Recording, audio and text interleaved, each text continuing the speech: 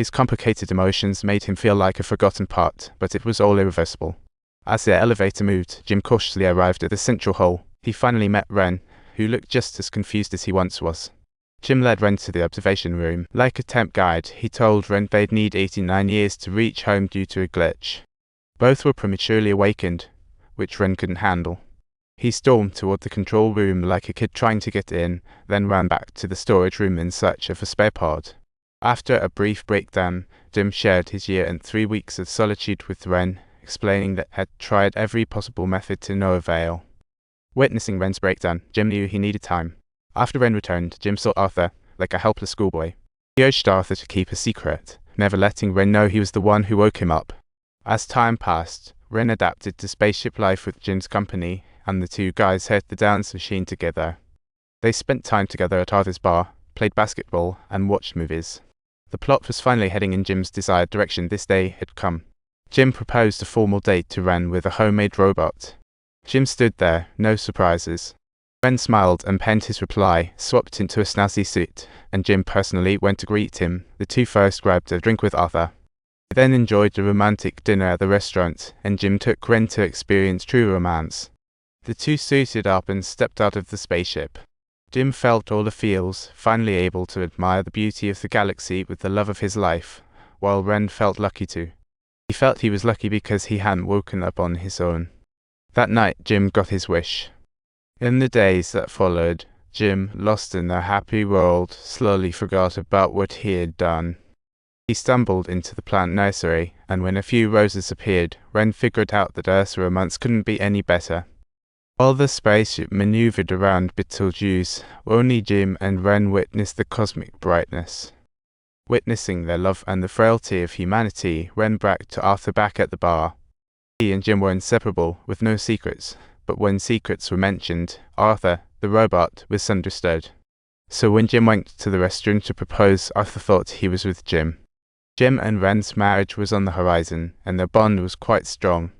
During the period of preparing the engagement ring, Arthur revealed the shocking secret: Jim woke me up. Subtitles: You woke me up. That's right, I certainly did wake you up. Upon hearing Jim's response, Ren's heart exploded in this universe.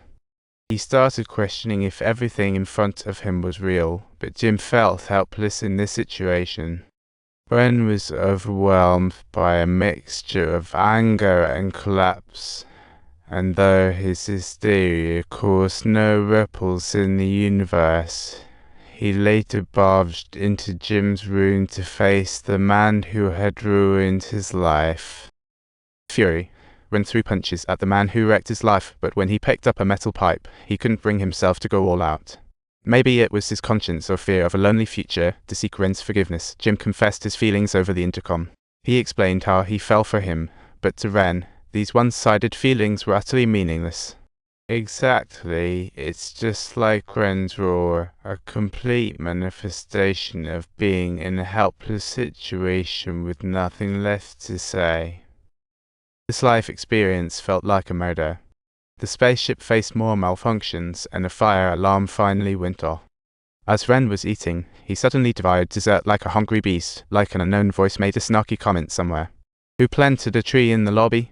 When Jim and the others arrived, they discovered the third person who was awakened: Gus, the ship's deck chief.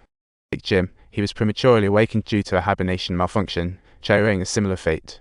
Led by Gus, they entered the cockpit. Their route showed 88 years to the target planet. Ship system errors clearly couldn't support the entire journey, so Gus enlisted the others to help troubleshoot the ship. While checking the hibernation room, Gus quickly uncovered their secret: Jim was woken up due to a glitch, while Ren had been awakened by Jim.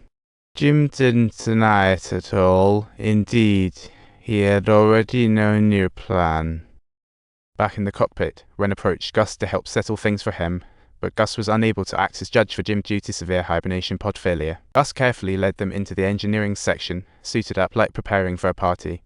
Bro, you two take good care of each other. Gus handed over the highest authority wristband to Jim, entrusting the fate of the ship to them. Thus then wrapped up his brief life as the ship faced imminent collapse and destruction. Ren set aside grudges and ran with Jim. Time waited not. The trouble shot as per Gus' prior guidance.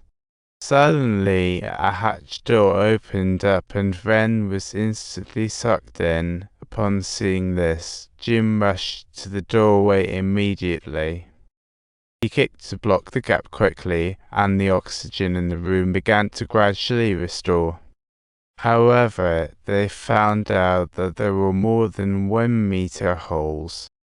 In the core area, Jim saw damage to the reactor, as the surrounding cooling chamber was a shredded mess. Soon, Jim replaced the damaged parts with a spare chip, rebooted the reactor, but the cooling chamber's gate wouldn't budge even after multiple tries.